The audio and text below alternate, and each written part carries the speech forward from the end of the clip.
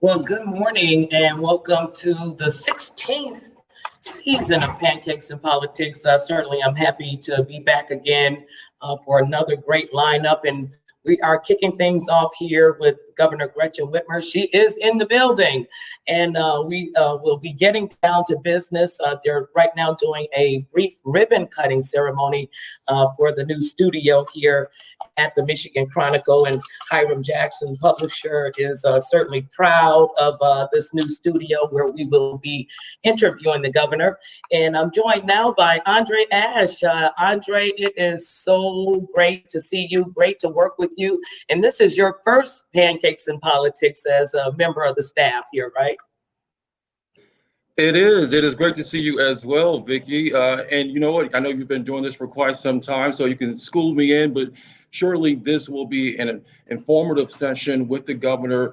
Certainly it is timely given the headlines in the news this morning and as of last night. But certainly I'm glad to be a part of the team here at the Michigan Chronicle as its digital anchor and producer, and there are a lot of issues to discuss this morning.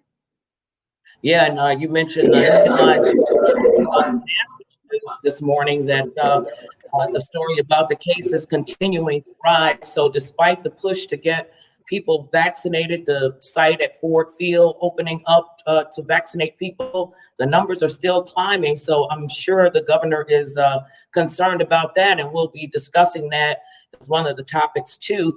And one of the controversial topics I think the governor has had to deal with is the Republicans pushing back, saying that she's power hungry and they need to be included in making some of these decisions. The governor just vetoed a bill that would have required legislative approval for the restrictions that the governor puts in place. So, the struggle continues, the rancor and Lansing continues, and that's another hot topic. I think one of the things I want to hear from her, I've been talking to students here in the Detroit Public Schools Community District, and some are back in class, the majority are not. There are not enough teachers.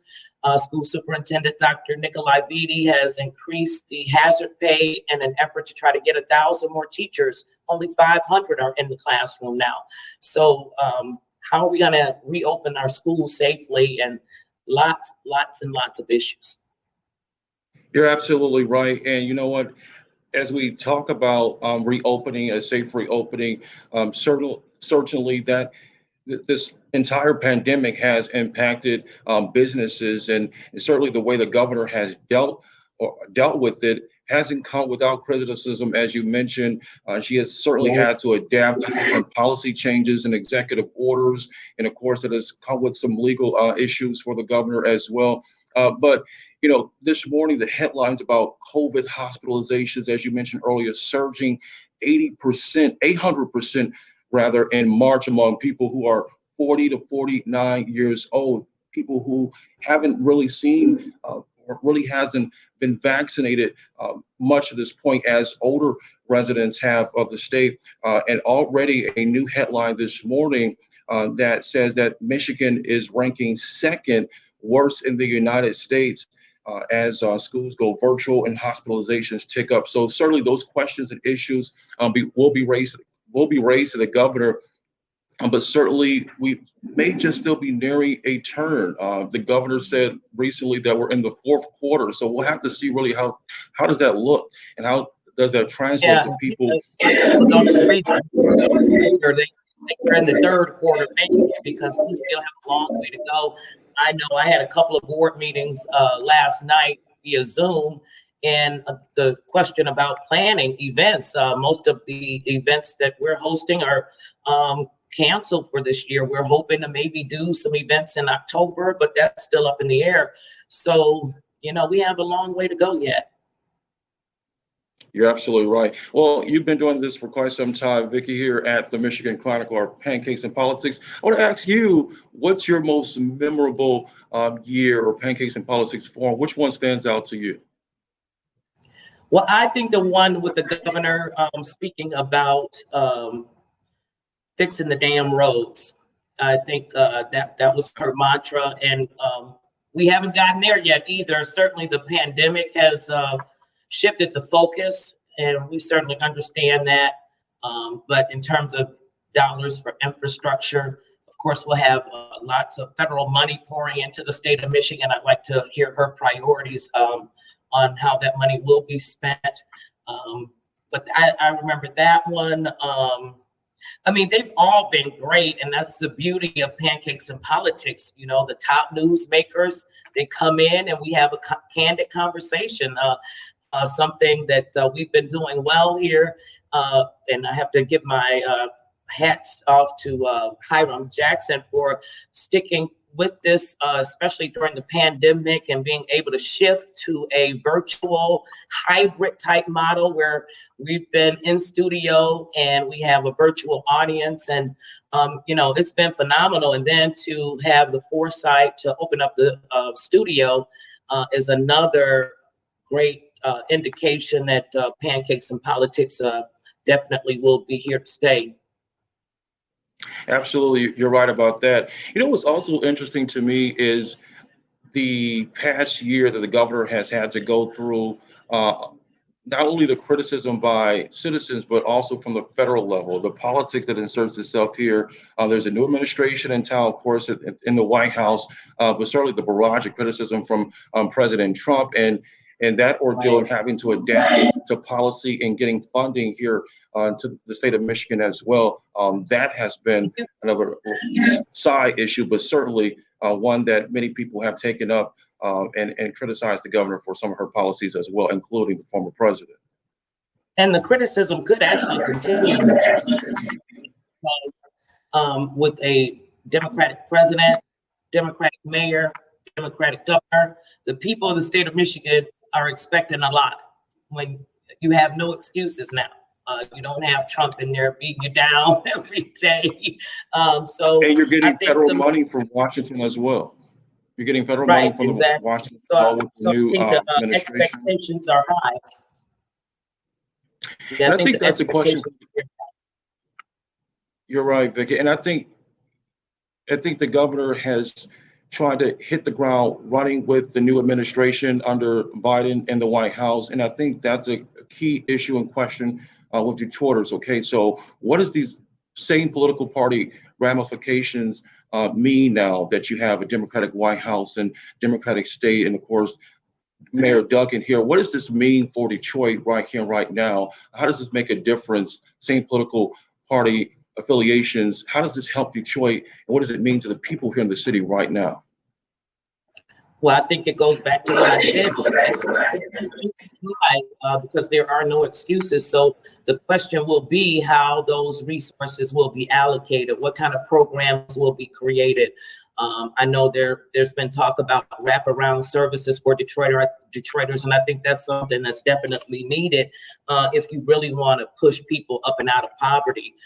So I think we'll be paying close attention to where those dollars go, but we should see some significant progress in Detroit and in the state of Michigan as a result of having Democratic leadership across the board. Yeah. And I wanted to ask you, since this is your first one, before we have to wrap up. So you've been behind the scenes, checking things out, see how things are running. What's been the most interesting thing to you so far? So far this morning, I will have to say first, getting up at this time. But certainly there's a lot of behind this.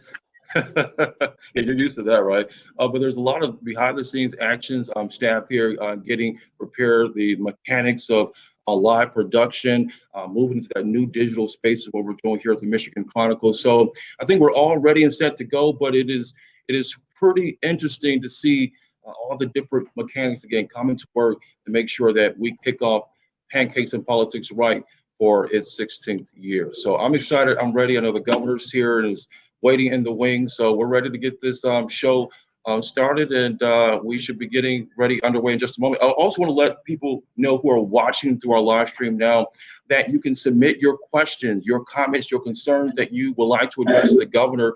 We'll be bringing those questions up throughout the program. And so if you have a question, concern, or comment for the governor, please feel free to share. We will get to them later in the program this morning. And, we have a lot of wonderful in this year for the 16th season. So we'll have messages from them.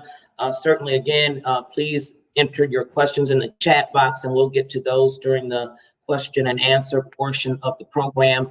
Dennis Archer Jr. will have a fireside chat, if you will, with the governor, and then we'll move into some audience questions. And again, I mean, what do you think like the biggest question is right now? I mean, I would have to say, because it was Yeah. shocking, a little bit shocking to hear that this morning about the cases and hospitalizations rising here in Michigan and being in the national news, despite all these efforts to get the shot in the arms of Michigan residents and Detroit residents. Well, we knew that COVID would be the top issue this morning. Just going back even weeks. I mean, we knew that's the top issue number one. But to see the latest headlines come out this morning, it's like breaking news on how can we not address it. So definitely the surge, and I just think key, and I know Dennis will get to it in just a moment. Are we sliding back? We know the governor came out about a week or two ago with new COVID loosening of those restrictions. And so now what does that mean? And what does these latest numbers mean this morning? Do we have to Right. scale back? Well, we have to see what her response will be. Right, exactly. Some more restrictions coming in, and I think people are just weary and tired of the restrictions, the on and off again. But I mean, it's something you have to deal with, to keep the population safe. So she has her plate full, and we'll get some answers this morning from the governor.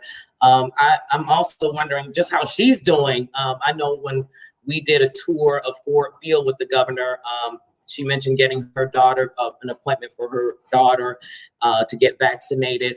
And then another interesting thing too is that spring break. What is that going to mean? We are I'm going to dead see smack in another. we're dead smack in the middle of it, and we're not only in spring break, but we're right in the middle of really the anniversary 1 year ago time frame of when a lot of things began to shut down. We began to see those restrictions start to be put in place. So we're right in the middle of our 1 year time frame, and I believe we're about to get set to All right, well, go to the. it's been great chatting with you, Andre, to get things kicked off this morning. So we're going to start the program now with a message from some of the sponsors.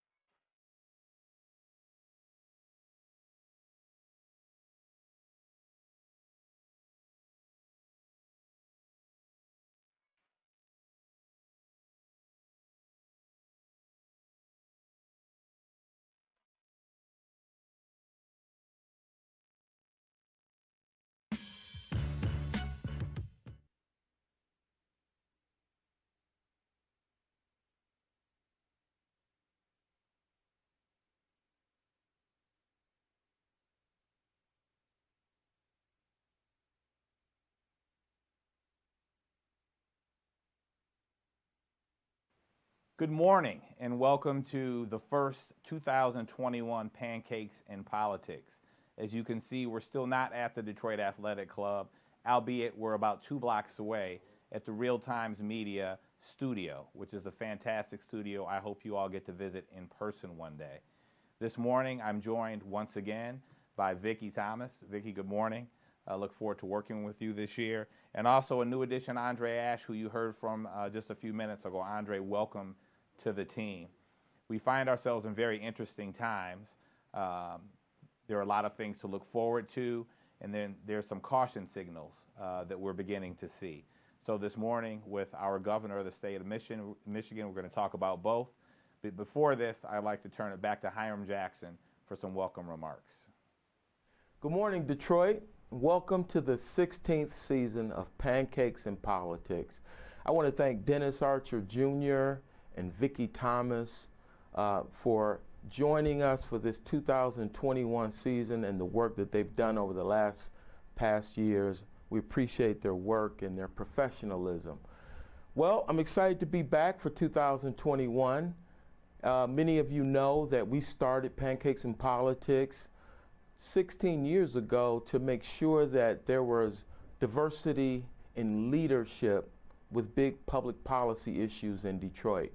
We noticed at the Michigan Chronicle that there was no diversity in leadership, diversity in thought, diversity in problem solving, socioeconomic diversity as it relates to coming up with big solutions for some of the big challenges that we've had in our region. And so we offered a solution. Pancakes in Politics has been that voice and that effort to make sure that everyone has a seat at the table as we talk about big solutions to big problems. This year, we're going to kick it off with Governor Whitmer. She joins us this morning in Studio 1452, downtown Detroit.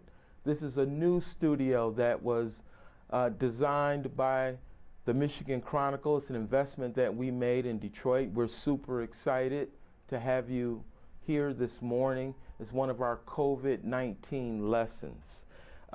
If you're in the chat room, you'll also be excited to know that we have a lot of special surprises for you in 2021. We're launching a members-only newsletter. You're going to have access to premium content. And you're also going to be invited to some special events later in the year when we come back in person. If you're watching us on Facebook Live, please enjoy yourself. If you're new to Pancakes in Politics, you're in for a treat. And let me just say, we have the best sponsors. Many of our sponsors have been with us the entire 16 years. I'd like to thank some of them. PNC Bank is our presenting sponsor. They've been our presenting sponsor for the last 8 years, and we enjoy working with them. Our platinum sponsors are Walker Miller Energy Services, DTE Foundation, Rocket Mortgage, Signal Restoration Services, and our pioneer sponsor is Henry Ford Health System and HAP. We have the best sponsors in town. They've been super supportive, and we wouldn't be able to bring you this great content without their support. We want you to share your screens with your audiences. We want you to make sure that everyone in your networks have access to Pancakes in Politics. And let me just say this, if you haven't gotten your subscription to the Michigan Chronicle, go out and get it, or join us on michiganchronicle.com or any of our other properties. Thank you, and we look forward to bringing you some exciting topics for the 2021 season.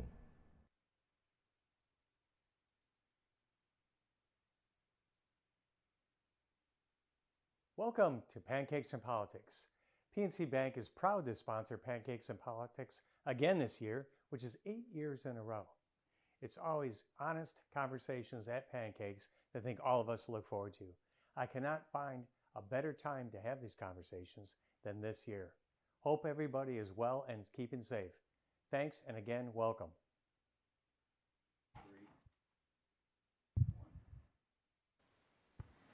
Good morning. So we've heard Governor from Hiram Jackson and Rick DeVore, one of our sponsors. It's really good to have you down in Studio 1452 this morning. Appreciate you rising early, but as I understand it, you're an early riser. Every day. Yeah, God bless you. Hey, so, we heard Vicki and Andre talking about the rise in COVID and the concerns that people have. Before we get into that, though, let's talk a little pop culture. So my mother is, she always comments with all people Zooming on the news about the backgrounds that they have, what room in their house they're sitting in, what you can tell about the person because of the background. And Twitter, Room Rater, the Twitter handle, they just gave you a 10 out of 10 for your background when you do your interviews on television. And they spoke specifically about your Great Lakes prints and your Dr. Fauci pillow. Did you put much thought into that, or is that just naturally you just popped in a corner of your house? I did put some thought into it because people have been sending me such kind things, right? I mean, the Fauci pillow was a gift. Someone else sent me a Michigan pillow. Another person sent me a plaque, and it started to accumulate. And I thought, gosh, it looks a little crazy. So Right. I wanted to clean it up a bit, and I went on Etsy and found those Great Lakes prints, and I like the way it turned out. But Very creative. Yeah, well, it's it highlights our state, and every time I'm speaking, I think it's an opportunity to highlight some of the incredible things in Michigan. And That's so fantastic. I'm going to send you something from Detroit to put right up there. let's do it. All right. I was happy to see, as you know, I experienced a birthday not too long ago, and I opened up this card from Lansing, and it's a Big Gretch birthday card, which I thought that, I don't know if folks can see this, but it's Big Gretch wishes you a happy birthday. You really embrace that, Of all the things that we've had to navigate this year, there have been some awful heartbreaks, loss of loved ones and friends, and a lot of tough stuff, businesses that are struggling. But, when the Big Gretch song came out, the moniker came out, and it was a term of endearment, I thought it was so kind, and I'm proud of it. So I thought Absolutely. my team came up with that and thought it was a nice way to acknowledge people's birthdays and put a smile on someone's face. My kids think it's fantastic. They think it's fantastic. Lastly, I don't even know if you saw this, but Beautiful Machine magazine, which Demetrius Carrington owns, has named you Woman of the Year for 2021. This Wow. might be news to you. It is news to me. Wow. But, he sent me this a couple days ago, and I think it's fantastic. That's it's just great. Another show of the appreciation we all have for the work that you put in. Well, that's very kind. I'll have to get a copy I'll of get you it. a copy of that. Now, back to, I guess, more serious matters, and we were talking about the Dr. Fauci pillow. There have been reports locally and nationally about around the country spikes, but in the last few days, there's been an eye on Michigan and a discussion about the spikes in different categories as it relates to COVID. I think that we all, as you begin to open up a little bit more, expect some level of spike. Is this within that level of expectation, or is this more than what you would have considered with Dr. J and your team? Well, I think it's a stark reminder that this virus is still very real, and it can come roaring back if we drop our guard. We have re-engaged some things like high school sports, and we're seeing some outbreaks in high school sports. We've re-engaged restaurants to 50% capacity. We've seen some outbreaks in restaurants, but mostly it seems to be in high school sports. We know every action that we bring back online creates the risk inherent that we're going to see our numbers go up. But here's the thing that's different than the spring surge or even the fall surge. We now know a lot more about our common enemy, COVID-19. We know that if we wear masks and we socially distance and we wash our hands, that remains the best way to protect ourselves from COVID and the variants of COVID that are now very real and present here in Michigan and other states too. They're more contagious, and that's why we really can't drop our guard now. We're also, at this point in time, ramping up our vaccines, which we now have about 3.6 million Michiganders with at least one shot. 16.5% of our population has had both shots and is inoculated. And as you look at the older population, we are upwards of over 60% of 65-year-olds and up, an even higher percentage of 75-year-olds and up. So as you see these positivity numbers go up, they're in younger generations, which have less risk of mortality. And so these are all important aspects to the assessment. I'll also highlight when we did our pause back in the fall, when everyone was seeing big increases. It worked. We pulled back and dropped our numbers. We were about 3% positivity, one of the best in the country.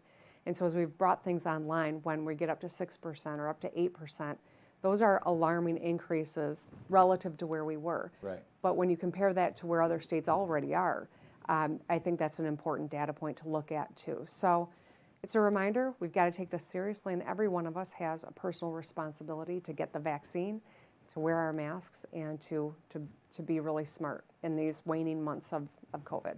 How much has the politicizing of COVID in the state been a distraction? You've taken a lot of heat from certain industries, hospitality in particular, Yeah. about some of the decisions that have been made about shutting down. You are a politician. You have a fiduciary responsibility, though, to protect the safety of the citizens and your business constituents. How do you balance that? Well, I think trying to strike balance is important. We have made the expertise of our health experts the North Star of the work that we've done. We have to remember, I know it's hard to go back a year and to remember how dire the situation was, but COVID was spreading out of control. And at that point, we didn't even know that a mask would be the best thing that you could do to stay safe.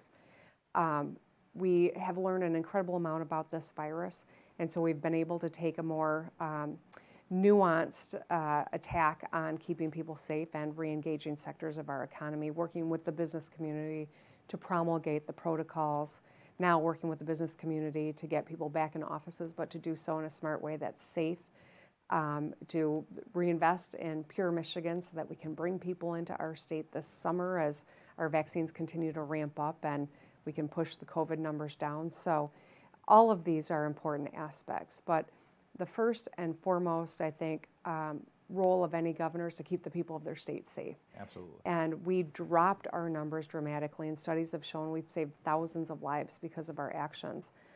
But it's not been easy, and we're working really hard with the Biden administration, the American Rescue Plan, to deploy resources to help boost our economy and get back to where we were, if not stronger position.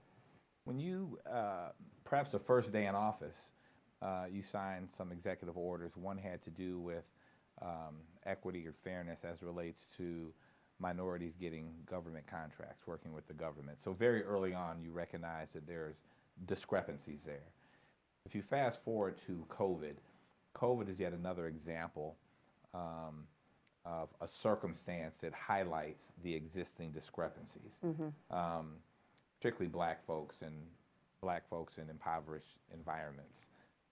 Discrepancy in education, access to capital for businesses, access and education around health care. What is the government, the state government, doing to address some of those root causes, not necessarily COVID, but some of those underlying issues that still exist for black folks? Well, I think one of the first things I did as governor was to bring in expertise that really is representative of our state. Right, we've got to have the smartest, skilled people in these jobs. But we also made an intentional effort on the onset to level barriers that kept candidates out of the mix, right? Candidates of color, candidates with different religious experience, candidates with socioeconomic differences. These are all important aspects to having real representative government. In doing that, we've got incredible people in positions of power. I think of people like Rachel Eubanks, who's our state treasurer. She's only the second African-American treasurer in Michigan history, and she's the first woman. Think about Dr. J. Having Dr. J by my side at every step of this, in this moment, I'm incredibly grateful for, and I think it's inured to everyone's benefit. As an African-American woman who's an ER doc, she was looking at the data early on and noticed the disparity in terms of the black community and COVID. And she said, we've got to share this demographic data, not just to inform our outreach and efforts to attack the issue here in Michigan, but so that the world can learn from it. And they did. And we've saved a lot of lives because of Dr. J's leadership and because other states learned from Michigan. So all of these are important ways that we keep equity as our North Star. whether it is our work toward leveling the playing field for businesses to compete on state contracts, or it is addressing the inequities in our education system for our youngest Michiganders, building in the weighted foundation allowance so that we can, give every child a level playing field and recognize kids in urban districts, kids in poverty, kids who have English language learners, kids who have special needs, get the additional support they need to have that level playing field. And across state government, equity has been a North Star, not just in this last year of COVID, but we also are having a racial reckoning in this country. And these are, I think, all aspects of making Michigan a place where no matter who you are, you get a fair shot at a really great life. Yeah, I mean, I think, from your perspective, the more that you can institutionalize your efforts, the better, because I think as, black folks, we would say, it ebbs and flows. Yeah. Something like a George Floyd happens, there's a lot of attention, a lot of people step up with commitments. Some, historically, some have been met, most have not, because people forget. I think the dramatic nature and timeliness of what happened with George Floyd, and not just his tragic incident, but the others surrounding that time period, it's a heightened sensitivity, but I think there still runs a risk if things are not institutionalized, that eventually people forget and it's not a priority. So it's great to see that you are putting things in place to institutionalize it. Yeah, I think you're absolutely right. And, the Lieutenant Governor has really been at the forefront of a lot of our work in this space. I mean, he wears a lot of hats, but this is some work around the Racial Disparities Task Force that he has spearheaded with Dr. J, with our Black Leadership Advisory Council as well, informing a lot of the work that we were doing. But to your point about institutionalizing this, because we want this to, transcend any one administration, right? We want this to be a Michigan value, not just a Whitmer administration value. I think that's really an important point. And the Biden-Harris administration has been really good about being intentional around equity in vaccine distribution and access to resources for businesses. And I think that's really important. They've sent a very clear message to the country that vaccine distribution, they're going to be looking at speed with which states are moving, the work around social vulnerability index, so that's the equity part, and data, who's collecting the data so that we can show these things. And I'm working with a legislature who says, passes laws that say we can't look at race as we are disseminating this, which if that really was the case, that means none of us would have access to all these additional vaccines that the Biden administration is making available. And so that's kind of the debate that is happening in Lansing. And so we do need to institutionalize this, and I think we need to really be mindful of how important that is and what some of the barriers are to doing just that. I want to move on beyond COVID because it's not the only concern. But what can our viewers do as individuals to help us get beyond this COVID period as quickly as possible? Yeah, you know what? We're not all on the same page on a lot these days, but I think we all want to get beyond COVID. Right. And it's really important that people avail themselves of these vaccine opportunities. We are really rolling now. So I've likened it to a locomotive. It was painful and herky-jerky at the beginning and frustrating. We're picking up speed and it's getting smoother. And I credit the Biden administration with that, to be honest. I mean, it's very, very different scenario since they've taken over. And so we want people to avail themselves of these vaccines. And we know that there is a legitimate hesitancy in communities of color around getting the vaccine. We're working hard to educate and to make sure that vaccines are easy to access once people have had the chance to really ask questions and get the answers they need to feel confident in it. I know you've gotten your vaccination. I know Hiram Jackson got his vaccination. I'm grateful that you broadcast that so that we can ensure people get that confidence. So wearing your mask, doing the right things, and getting the vaccine, the quicker we can get to that 70% of 16-year-olds and up getting vaccinated, the quicker we can get to those things that we all crave, like a barbecue on 4th of July or family reunions or maybe football in the fall. Right. We all have a role to play. We can all do our part, and that's the best way to do it. Looking forward to the fall and getting back to a sense of normalcy, where your agenda is not disproportionately taken over by this situation. What will be your focus of the administration post-COVID?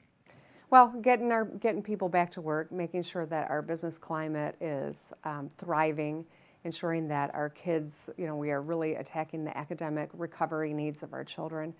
In a normal school year, there is learning loss between the last day of school and the first day of the next year. You're a parent, you probably see it in your own kids. I know I saw it in mine. And that learning loss is always more profound for kids who are in poverty or have special needs or are English language learners. It always is more profound, and so there's more work to do. The COVID situation is going to dwarf what we would see in a normal summer. And so we're going to have to put a lot of effort and resources into wrapping our kids with the support they need to remediate that and have the academic recovery they need. So that's an important part of it as well as closing the skills gap in Michigan, which I set an aggressive agenda at the beginning of my term, 60 by 30. We're making progress on that. We've got the Futures for Frontliners program that we have over 82,000 people enrolled in that just last year. We have the Michigan Reconnect, which is an opportunity for people 25 and up to enhance their skills and to get in a good paying job. So all of these are important pieces of our economic resurgence. You ran on a background of being able to work on both sides of the aisle, having been in the Michigan legislature and been in that role yourself and being successful in that role. What has the experience been like now that you're governor, having to deal with those institutions on a regular basis to get your agenda through?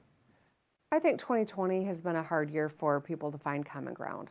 I think the politics of 2020, infusing politics into a public health crisis has further polarized a nation that was already kind of polarized. These last 4 years have taken a toll, and the last 12 months in particular have. I'm going to remain, I don't respond when people attack me, and that happens regularly from the legislature. I turn the other cheek, and I keep moving forward to try to find common ground where we can. Some days it's not easy. Right. Some of these leaders in our legislature have shared stages with people that are now being charged with plotting to kidnap and kill me. I still have a job to do, and I'm going to stay focused on doing that job. But I think that, the fact that President Biden could shepherd through the American Rescue Plan that has like a 75% approval rating or higher in the country and not get a single Republican vote on it, a guy with his credentials of working across the aisle, is another example of how polarized this moment is, but why it's so important that leaders, whether it's the president or a governor or a mayor, stay focused on doing the next right thing for the people that we serve. We're going to get through this. And if we can get through it together, we'll get through it stronger and faster. You talk about some of the language and things that are coming at you from some of the state Republican leaders. You were dealing with a president that was referring to you as that woman in Michigan for a while. Mm-hmm. Now it's a much different situation. I think a lot of people anticipated that Mayor Duggan and you would potentially go join a Biden administration. And I know the mayor has said, what better time to be a leader of Detroit when I have, a friendly face in Washington and a friendly face in Lansing. So really two questions. One, how would you describe the working relationship? But two, you absolutely had a chance to go to D.C. Why did you decide to stay? Well, it's funny. Mayor Duggan and I have talked quite a bit about this because people always speculate about what we're doing, but they don't ask us. Right. There's this chatter, but no one actually asks us. If you'd asked Mayor Duggan, you going to Washington, he just said no. Right. And it would have been an honest answer. Same if anyone had asked me. The only thing that I did do and went through a process was when the former vice president, current president, asked me to go through a vetting for VP. You kind of can't turn that down. You have to, you got to go. Right. And so I went through the process, and I'm glad I did because it gave us even more opportunities to get to know each other better. And I'm thrilled. I was thrilled. My kids were thrilled when he picked Kamala Harris. Right. We stay in Michigan. I stay, in this role and have two new best friends in the White House. And I think that's good for Michigan, and it's good for our ability to get things done. I'll also say this administration, we've already just yesterday announced a big loan for Downriver. The new EPA administrator, Michael Regan, announced that with us yesterday. Jennifer Granholm is now the Energy Secretary. Gina Raimondo, my good friend, who's a former fellow governor from Rhode Island, is now the Commerce Secretary. Pete Buttigieg is the Fix the Damn Roads for the Nation guy in Department of Transportation. So I think that these allies and these relationships, from the mayor to the governor to the president, are going to really inure to our benefit. John Engler had a great relationship with Bush. Right. Blanchard had a great relationship with Clinton. I think that we all saw the benefits of those, whether you're Republican or Democrat. It's good for the state of Michigan, and so I'm very hopeful and excited about the prospect. So you mentioned Mayor Pete and the nation's roads. Yeah. You ran on fixing the damn roads. Where are we on that part of your agenda? So as you recall, I came out with a bold plan, a comprehensive plan to fix our roads in Michigan. And the legislature not only didn't embrace it, but they never even offered an alternative. So instead of trying to bang my head against that wall a second year, I came out with a bonding plan. And we now are putting billions into our roads. You'll see the orange barrels all over the place. I know we haven't been driving as much this year, but they've been up and they've been doing the work. MDOT and our union contractors have done phenomenal work in the middle of the pandemic, and that's going to continue. I also, in this budget, have a $300 million plan to bundle bridges. So we bid them out as groupings so we can get a better price for the taxpayers, and to fix really crucial, 120 crucial bridges across the state that are in really bad condition, like the Miller Road Bridge in Dearborn, right outside the Ford F-150 plant. These are crucial investments, and then if the federal government gets an infrastructure package done that President Biden has, it's really a bold, thoughtful plan. It's got resiliency built in. It's a focus on climate change, being smart about how we build, and supporting future mobility, which is so crucial here in Michigan. If that happens, we're going to do even more. So I'm feeling very optimistic, and we are at work moving dirt already. So am I correct, Governor, that we're getting about $10 billion from the federal government? And if that number is accurate, how will you put that money to work for the people? Yeah, so the American Rescue Plan, thanks to the Biden administration and our congressional delegation, passed on a party line vote, unfortunately, despite the great popularity it's had from the people of this country. Is going to be a big boost for us. So $10 billion. These are dollars to help our vaccination efforts. These are dollars to help address the academic recovery for our students, to help businesses that have been left out of other support programs over the last 12 months. These are dollars that we can deploy in all of these ways that will help us recover from COVID. Every state is getting a big opportunity in front of them. We have a big need. I mean, let's not ignore that, but this is also a real opportunity. Other states are deploying their resources quickly, and it's already inuring to the benefit of their economies. In Michigan, unfortunately, our legislature has not yet appropriated the dollars from the Trump administration. So as we think about the money that's coming in from the Biden administration, my biggest concern is the legislature going to work with us to deploy these quickly to support our vaccine dissemination, to get our kids back in school and keep them in school safely, to help businesses. That's what's really at stake here. But it's a huge opportunity. I mean, a once-in-a-lifetime opportunity. And so we have pulled in thought leaders from different administrations, Republican and Democratic alike, with business leaders and other community leaders across the state, so that they're helping inform how do we expend these dollars within the parameters of what the feds have told us we have to, in the smartest way to address the COVID need, but also to make an investment for our future. And that's really, I think, a great opportunity, but important we find common ground and we move swiftly on. A couple personal questions, if I could take Sure. the liberty. I'm both a parent and then I'm also a son of a politician who, during my father's 8 years as mayor, got various threats at different levels, Yeah. against his life, against the family. When the news first came out about the threats against you, I think a lot of people thought, well, it's just perhaps some kook made a phone call, not that big of a deal. As the story began to unwind, and still is unwinding, about the depth and focus that these folks had on this plan, that they had staked out your personal vacation home, and had people coming in from other parts of the country to participate in this. I think we all began to see that it was very serious. And you have had a very strong face in this regard. But you are a mom. You have kids. And so talk about, how you deal with that, how you separate, the public face of, I still have a state to run. And candidly, I'm not going to let these guys punk me out or shut me down. But I got to protect my family at the same time. Yeah.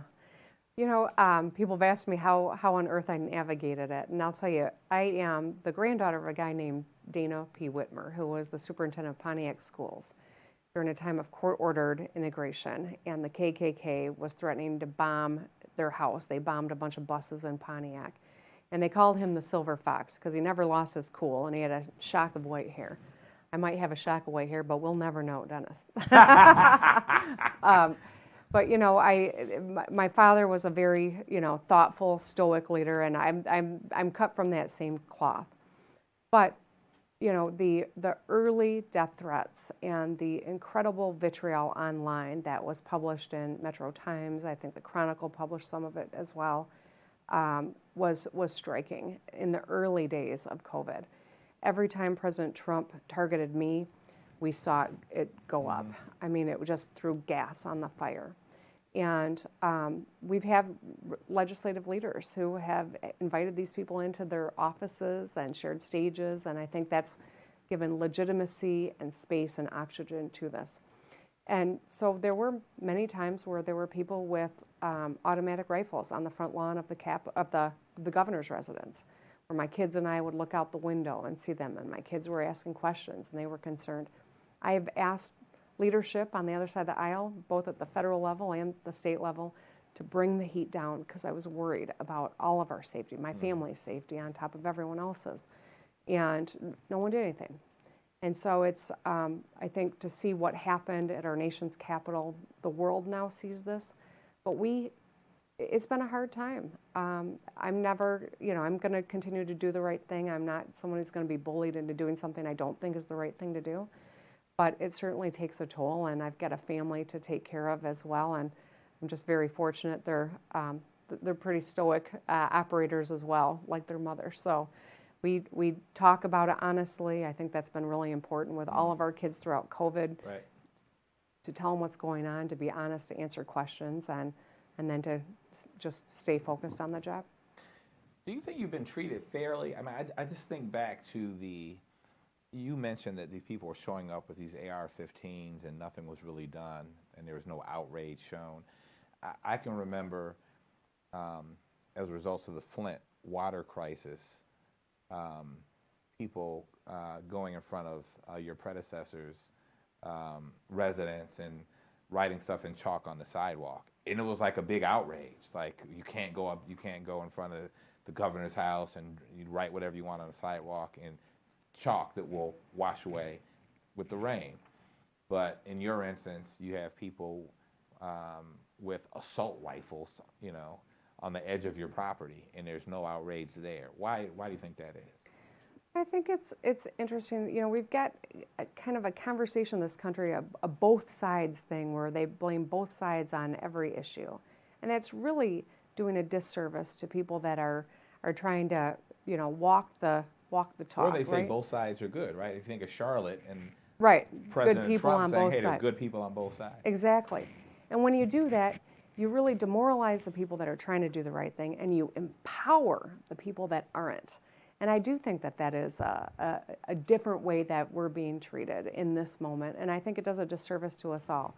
I read a leadership book early on in my career, and it said, you know, if you've got a certain group of your employees that show up tardy, and you want to address that, you want everyone to show up on time, the worst thing you can do is convene everyone and say, you all got to start showing up on time.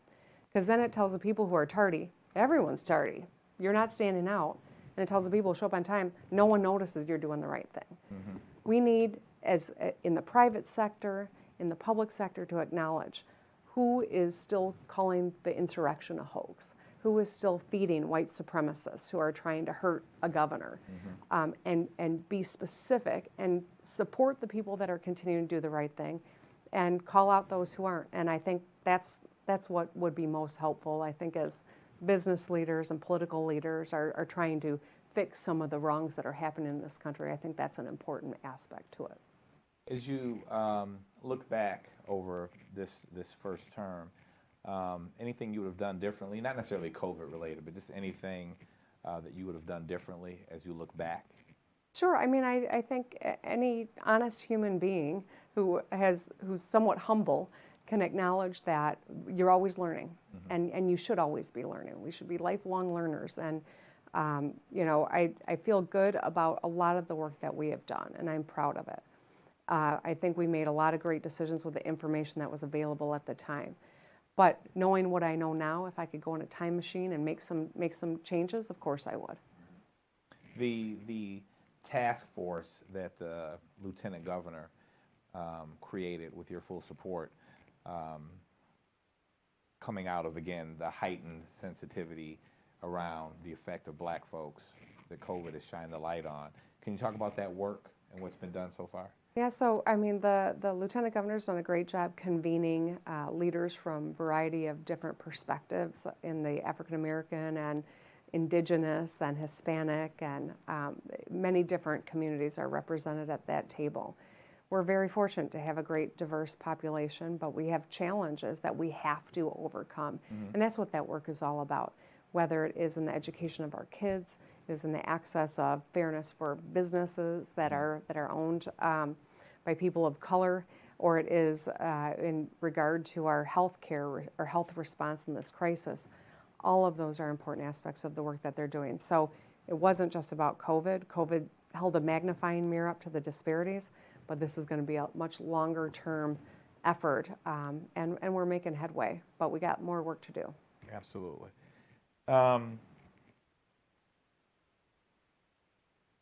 Regional cooperation.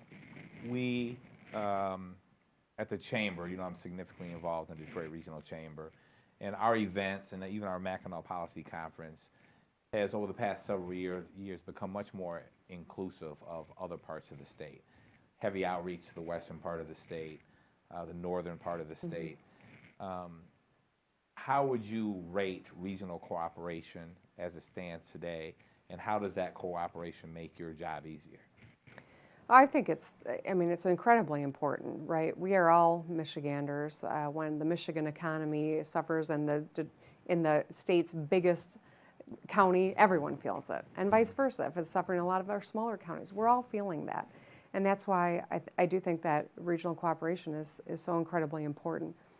You know, I think one of the things about a crisis is it kind of reveals your strongest characteristic, right? And that can be good and that can be bad, but we have to learn from this moment. And we have an opportunity going forward with the American Rescue Plan and the resources that'll be coming in at the local level, at the county level, at the state level. The more we can cooperate, the better return we're going to get for the investments we're in a position to make. And I think that is one more reason why the leadership, you know, of bringing people together through Pancakes and Politics with the Chronicle, or the Detroit Regional Chamber, or the bigger Southeast Michigan, or our state as a whole. It's really the more we can do of that, the stronger we're going to be, and the quicker we're going to come out of this tough time. So before we move to Vicki and take some viewer questions, on Sunday, the University of Michigan will be playing in the Sweet 16. Will you be rooting for the University of Michigan? Absolutely, go blue. I, as a dual degree from MSU, am an enthusiastic Wolverine now because I got two kids who are Wolverines, and of course, It's any school in Michigan I'd be rooting for, There you but go. especially U of M right now. Great answer. Great And the answer. women's team too is in the Sweet 16. We can't forget that. No, absolutely. And when do they play again? I'm not sure. We'll figure it out. Coming up this weekend. So, I mean, this has been our time together. This has been fantastic. I'm going to make sure that the show and tell material, I get it to you. And we appreciate you being down here. As you will recall from us sitting over at the DAC, we take audience questions. And via this fabulous technology, we're going to pass it over to Vicki Thomas. And Vicki is going to give us some questions from viewers. Vicki, good morning once again. Good morning, Governor. Great to have you back for the 16th season of Pancakes in Politics. I'm going to jump right in because I want to get to as many questions as possible. And I want to take moderated privilege and ask the first one. What is the biggest lesson that you've learned in managing this pandemic? That's a great question. I think one of the things that I'm so grateful for is that I am surrounded by some phenomenal expertise. You know, Michigan has some of the best minds in epidemiology, public health, virology. Dr. J and her team, Dr. Sarah Lyon-Callow, our state epidemiologist, the University of Michigan School of Public Health, all of which have been an important part of our response to COVID. I would add the leadership of business in Michigan, who was a part of Merck. You know, Nancy Schlichting and Jerry Anderson and so many different business leaders helped inform our re-engagement strategy, which has been a great thing in Michigan that we should all be proud of. So I think surrounding myself by people who are thinking about this, working on this, experiencing this, to give me counsel as I make decisions has been really an important lesson of how critical that is and why empowered representation really matters. And I was on hand as you toured Ford Field about 2 weeks ago. 6,000 doses a day in the arms of residents. People are going to get vaccinated, but some are still skeptical. What would you say to those people? Well, I understand. You know, there is hesitancy around vaccinations because of our country's history, right? And yet, we know that this virus has had a disproportionate impact on communities of color, and that's why the fact that we now have 3 safe and effective vaccines on the market in just a year, it's really a miracle of modern medicine and something that I'm hoping our population will avail themselves of, because this is a chance to really attack back this virus that has hurt the Black community in particular so hard here in Michigan. This Ford Field opportunity with the Lions organization and Henry Ford Health System and Meyer and the Biden administration and FEMA it's a huge boon for our state. This is 6,000 shots a day on top of the increased vaccinations that the Biden administration has been sending to Michigan. So this is about 385,000 shots in arms just at Ford Field alone. So to people that are ready to get your vaccine, please do. You can text to 75049 END COVID, and you'll immediately get a response that you can sign up and get in the queue. We want to get to that 70% number and return to normal by July 4th, as President Biden said. That's the best way to do it, and stay masked up in the interim. And with the cases going up, Governor, I didn't hear you if you did mention it, forgive me, but do you anticipate any reinstating some restrictions? Well, you know, Vicki, I know that after a year of doing this, that people are tired and we're starting to drop our guard, and that's part of why we're seeing the numbers go up. We also know that the variants are present here in Michigan. They're easier to catch, and that's why the numbers are going up as well. But the difference between where we were a year ago and now is we know a mask is the best thing that you can do, social distancing. We've got access to vaccines now. So because of all of these tools that we have to fight COVID, it is really an important personal responsibility that every one of us needs to take to keep ourselves safe and to get that vaccine so that we can avoid any more restrictions, and that's our hope. But that being said, we've got to watch these numbers. We'll continue to do that, and I'll continue to listen to Dr. J and our public health experts that have driven our response. But that is a possibility. It's not something that we're actively considering right now, but I've also learned in this moment, so many people drop their guard that the numbers dramatically continue to increase, that perhaps that's a tool we might need to use, but I'm hoping that it's not. And that's why we're reiterating, every one of us has a personal responsibility to do what we need to do to keep ourselves safe and our community and our families safe as well. Governor, a couple of weeks ago, I had an opportunity to interview the COO of Facebook, Sheryl Sandberg, at the Detroit Economic Club. And of course, you know, she's an advocate for women. And she shared with me that her foundation has done studies on the impact of the pandemic on women-owned businesses. And she was saying they were closing at a disproportionately higher rate than other businesses, which brings me to a question from one of our audience members, Deidre Bounds, who says, how do we get back and support the 136,000 women who have left the workforce from February 20th to December 20th?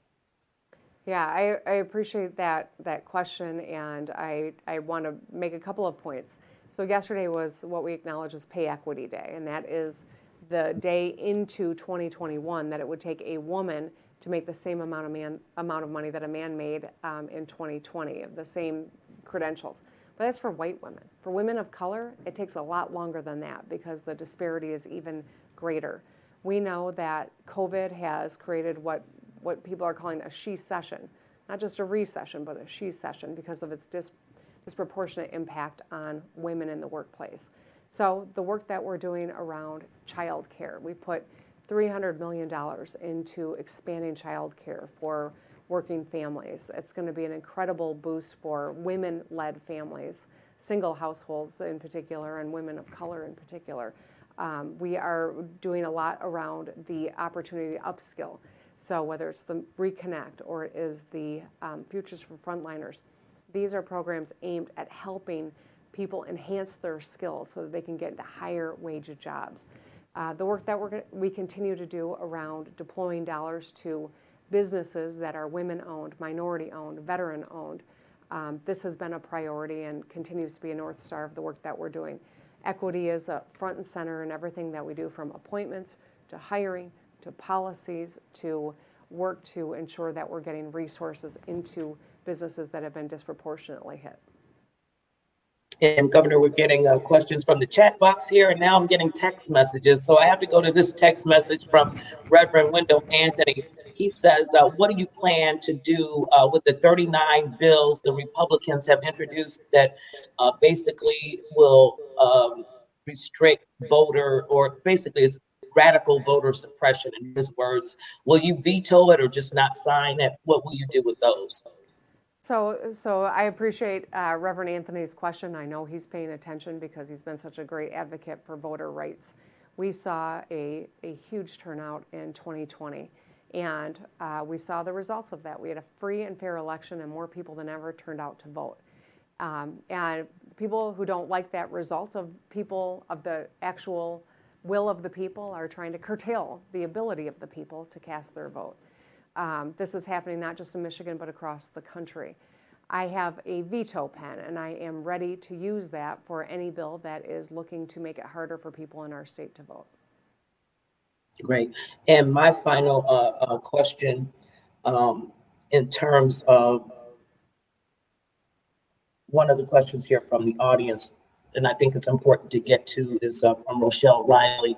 One of the last pieces that she did for the paper dealt with trauma and children in trauma. And she was basically saying that there's the push to get kids back in the classroom. But what about dealing with the trauma that they've experienced and are experiencing as a result of the pandemic? Yeah, so this is something that we are very intentionally prioritizing in my budget. So in the budget that I have just introduced, the third budget since I've been governor, we have resources that are dedicated toward meeting the needs of our children, their physical needs and their mental health needs on top of their academic needs. It's something that is incredibly important. Our kids have felt the strain of this last 12 months, just like all of us have. As heavy as my burden feels some days, I know it is lighter than that which many carry every day, not just in the pandemic, but has been harder in the pandemic for all. And so the budget, I think, is a reflection of our values, that prioritizing that academic recovery, that mental health recovery, that physical recovery is going to be so important. A lot of kids haven't been in school in over a year, my own daughter included. And I know that to varying degrees, there are going to be needs that we're going to have to meet in our schools. And that's why this is a priority in this budget. And the money to level the playing field, to have a weighted foundation allowance is really crucial as well. We've been making ground on that, but we've got to continue to prioritize it. And Dennis, forgive me, I know I'm cutting it a little bit into your time, but this is actually breaking news right now. Dan Gilbert just announced that he's spending $500 million over 10 years to help neighborhoods, and the first 15 million will be to help pay the property tax debt. Your thoughts on that breaking news, Governor? Well, that sounds great. Yeah, I'm learning it from you, so I don't know a lot more than what you just told me, but I'm not surprised at the commitment to help the people of Detroit and help neighborhoods, and I think that that's something that inures to all of our benefits. So that sounds like great news. All right, and I'm going to turn it over to Andre Ash for our final question. Andre? Thanks, Vicki. Well, the governor touched on education just a moment ago, and joining us now is the student, Tyler Houston, with a question for the governor this morning.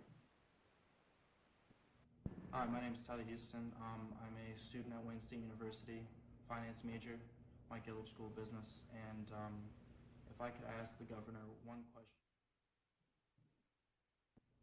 Hi, my name is Tyler Houston. I'm a student at Wayne State University, finance major, Mike Gillard School of Business, and if I could ask the governor one question, it'd probably be in regards to the lack of funding within public schools, specifically in the arts and music programs.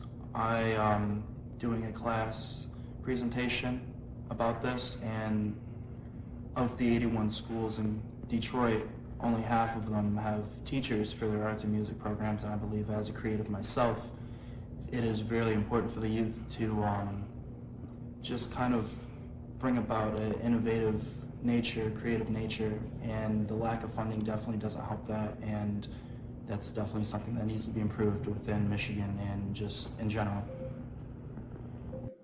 So I think I heard most of the question. I appreciate it, and I think when our kids are advocating, it's important we listen to them because they're the ones that are seeing and experiencing this firsthand and in real life. You know, in healthcare, we have a tendency to talk about behavioral health and the whole person. In the education of our kids, we need to talk about the whole child. And we have seen a lot of policy changes over the years that have mandated more pieces of what the day looks like and rewarded or punished districts based on test scores and test scores alone and not looking at the whole child. And I think there's a lot of space here for us to make improvements. And I appreciate the need for programming that exposes kids to the creative arts, to the ability to form and develop other parts of their brains that are crucial in lifelong learning and lifelong happiness and frankly lifelong wealth. And so these are, I think, priorities that I share with Tyler and that I am hopeful as we think about what school looks like post-COVID that can be a part of that vision and something that I think is really important as well. All right. Well, thanks so much, Governor. We appreciate you for answering and addressing many of the concerns and questions that continue to come through our social media channels. And now we'll send it back over to Dennis.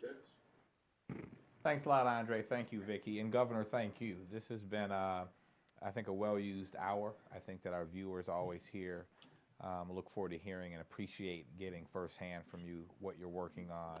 I appreciate you allowing us to ask a couple more personal questions about the family and how you've dealt with things.